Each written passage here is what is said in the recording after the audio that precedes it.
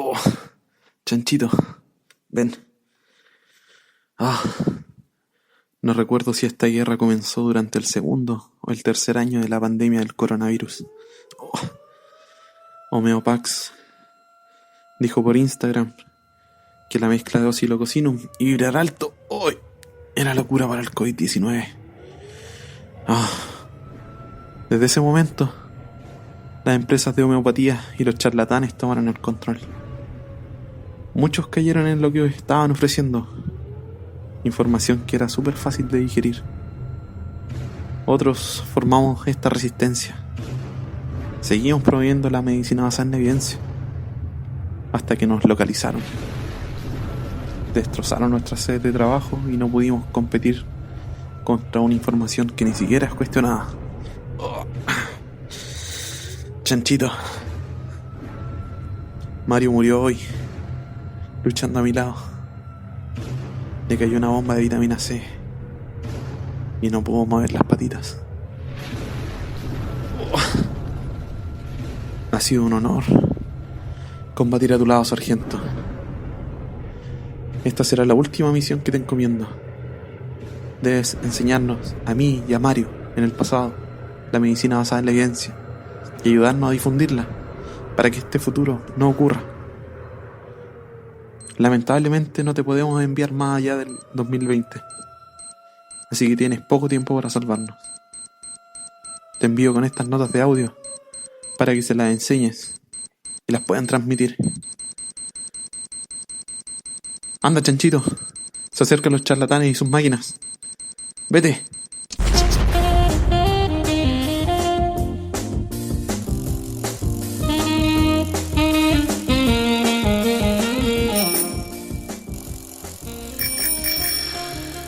Oh, que está rico el día, Dani. Menos mal salimos a andar en bicicleta. El sol está brillando, los pájaros cantan. Hay que aprovecharlo. Claro, pues, mijo. Hay que aprovechar de hacer ejercicio y mover las patitas, pues, weón. No, Chanchito. Tú todavía tienes que andar con las rueditas chicas, porque recién estaba aprendiendo a pedalear. ¿Qué te crees? Saquémosle la ruedita, weón. Si una bestia para el pedaleo. Puta, ya, pero lo dejo bajo tu responsabilidad, ¿eh? Bueno. Si cunetea, va a ser tu culpa. Buena, Chanchito. ¿Cómo pedalea? Más cuidado, weón. Ya, más despacio. No, va a atropellar a alguien.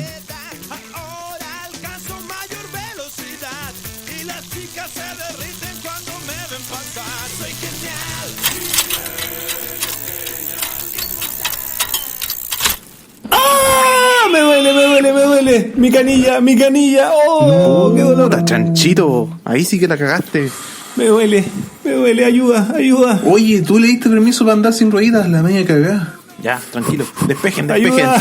Mi nombre es Dani y sé primer auxilio. Bien por ti, ayúdame. Mira, el Chanchito me hizo mierda, me estoy desangrando. Oh, tremendo corte. ¿Cómo crees que pasó esto? Ya, voy a ir a comprar unos sueritos fisiológicos para limpiar la herida. Espérenme. No, mijo. Quédate ahí. No es necesario. La evidencia dice ¿Cómo? que no necesitamos de suero fisiológico para lavar la herida. ¿Cómo? Si yo siempre he lavado con suerito. Ven para acá. Mira, mijo, hay una publicación que se llama Comparación de la tasa de infección de heridas entre higiene con agua de llave y suero fisiológico, que es de la International Wounds Journal, de esa revista, y fue publicado en el año 2018. Es un metaanálisis y los autores son unos chinitos que son Chia-Yung Huang y Moon Yao Chong. Guantán. El método es que hicieron una revisión de base de datos de Cochrane, PubMed, Embase y clinicaltrials.gov en junio del año 2018. ¿Ya? Los criterios de inclusión fue que fuesen ensayos controlados aleatorizados, que existiese el lavado de la herida o la higiene de la herida con agua de llave frente a un grupo de control con suero fisiológico, ¿Ya? que no existiese otra intervención más que la sutura y las tasas de infección estuviesen documentadas. Y el último criterio fue que la publicación fuese en inglés.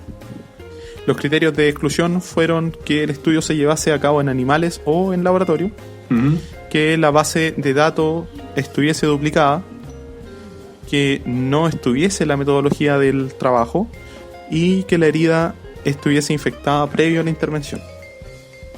Los resultados fueron que encontraron 64 estudios y al final, entre los criterios de inclusión y exclusión, quedaron 9 ensayos controlados aleatorizados, que incluían 426 ensayos y un total de 1.546 pacientes, los cuales fueron manejados con agua de llave.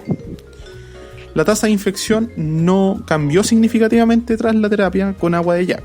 Mira, aquí encontramos un odds ratio, que sería el riesgo, por así decirlo, que si es mayor a 1 sería de perjuicio y si es menor a 1 sería, por así decir, un factor protector. Claro. Aquí nos encontramos con un odds ratio de 0.75, con un intervalo de confianza que va entre 0.53 y 1.07, por tanto, igual no es estadísticamente significativo. Sin embargo, nos dice que el agua no es peor que el suero fisiológico para higienizar las heridas. Oye, qué interesante el estudio, ¿no? Como que ahora no me están dando ganas de ir a comprar el suerito fisiológico acá en la farmacia. No, pues, y además es mucho más barata el agua. Oye, pero ¿pudiste identificar alguna limitante en el estudio? La verdad es que no. ¿Podría depender de la potabilización del agua el resultado o el outcome final del lavado de la herida? Porque si es un lugar donde no tienen agua potable y se echan puras bacterias de la herida, ahí yo creo que va a ser contraproducente, ¿no? Claro, sí, aquí lo ideal es no usar un agua de charco ni nada. De hecho, en Cochrane también aparece una publicación sobre esto, y lo que ellos dicen es que tiene que ser agua potable. Y en caso de no contar con ella, tendría que ser agua hervida y luego enfriada para poder realizarlo. Sin embargo, llevando a cabo este proceso y lo que sea, va a salir más barato que el suero fisiológico. Ya sabemos ya. Te vas de agüita de la llave nomás. Menos simpatía, menos MD y más ayuda, que me estoy desangrando. Uy, qué quejón. La cagó. Ya toma, ahí tenía agüita. Y para la sutura tengo algo mucho mejor. Sana, potito de rana. Muchas gracias por esos excelentes primeros auxilios. Ya quedé como nuevo. Oye, nadie se preocupaba del pobre chancho. Ya, vamos a verlo mejor. El chanchito de veras. No estés triste, chanchito, si ya pasó. El amigo del bigote ya se mejoró. Oh, ¿también te pegaste? Pobrecito, ¿te duele la abuelita? Oye, el chanchito, ¿sabéis que puede haber tenido un trauma más o menos? Incluso podría tener hemorragia interna. ¿Por qué mejor no lo examinamos en el hospital? Uy, no, güey. Sí, buena idea. Ya, pues, pero ¿cómo sabes eso? Es que me gusta un poco el área quirúrgica y también el área de anestesia. De hecho, iba camino a responder el llamado de ellos, los hombres de acción. Ya, buena, hombre de acción. Buena, me echar el chancho al hombro mejor. Cuando llegue la ambulancia va a tener que subirlo y está harto pesado. Hay que llamarla primero, eso sí, pues, weón. Yo la llamo. Buena, papi.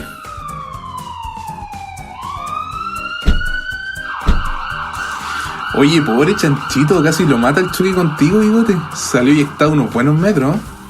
A propósito, ¿cómo te llamas? Tu cara se me hace bastante familiar. A mí igual. Mi nombre es Ricardo, pero pueden decirme Ricky, y soy estudiante de medicina.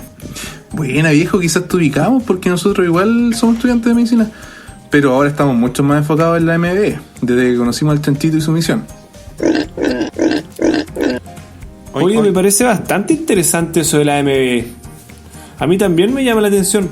A todo esto, ¿qué quiso decir el chanchito con que ustedes son discípulos? Discípulos, pues, papito, ¿no nos has escuchado? Sí, pues. Tenemos Oye, un podcast. Sí, pues, máquina. Pero salva al chanchito, por favor, weón. Que no cachamos mucho de cirugía.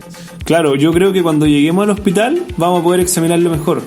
Esto tiene pinta que puede terminar incluso en el quirófano. Mala cosa, ¿eh?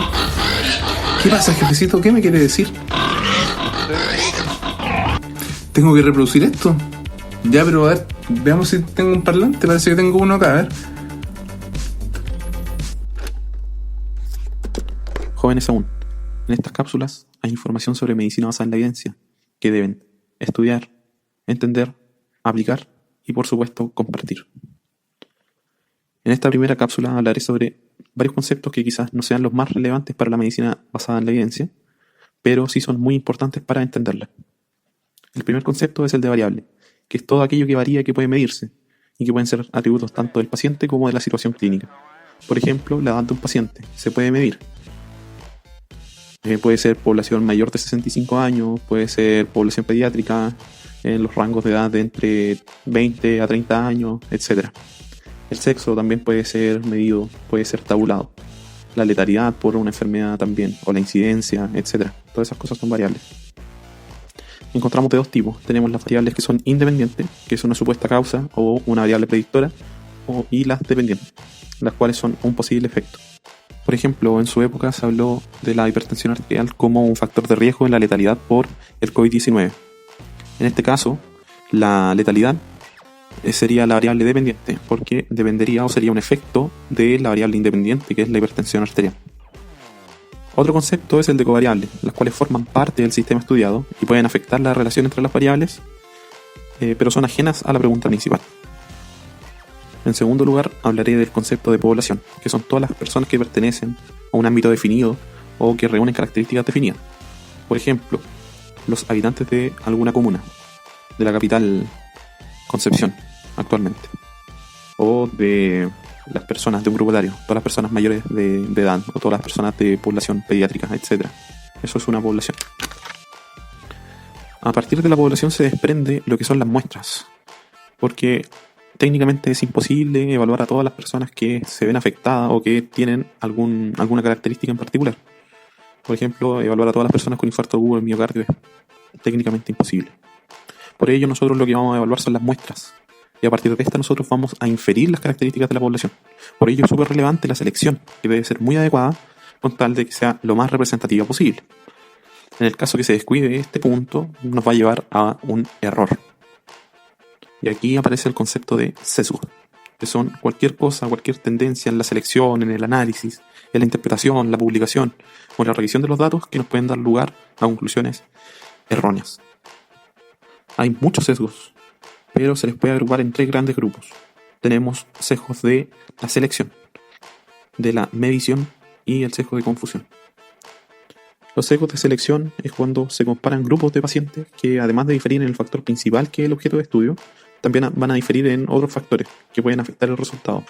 Por ejemplo, si yo estoy haciendo un estudio sobre alguna técnica quirúrgica y la técnica que yo quiero utilizar, por ejemplo, videolaparoscópica, se la ofrezco a los pacientes que están más sanos, el que estén más sanos estos pacientes puede afectar mi resultado al final. Si uno de los posibles resultados es la letalidad y los pacientes con cirugía abierta se mueren más.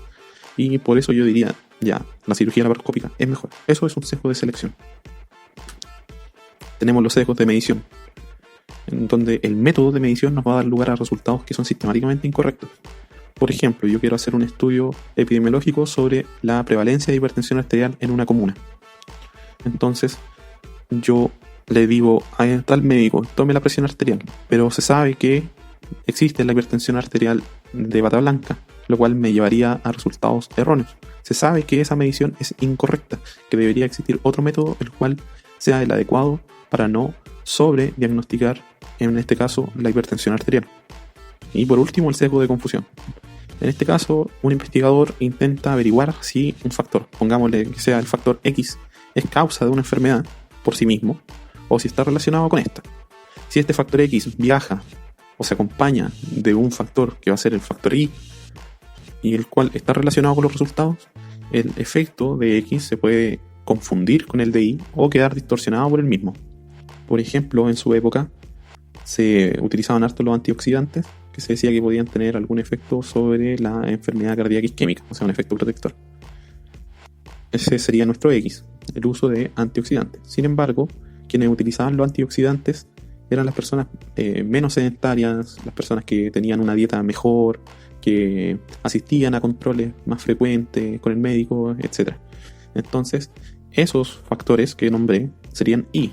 Por tanto, la gente no necesariamente por el uso del antioxidante tenía menos riesgo de tener un evento cardíaco isquémico, sino que eran esos los factores que están dentro de ahí los cuales llevaban a este resultado.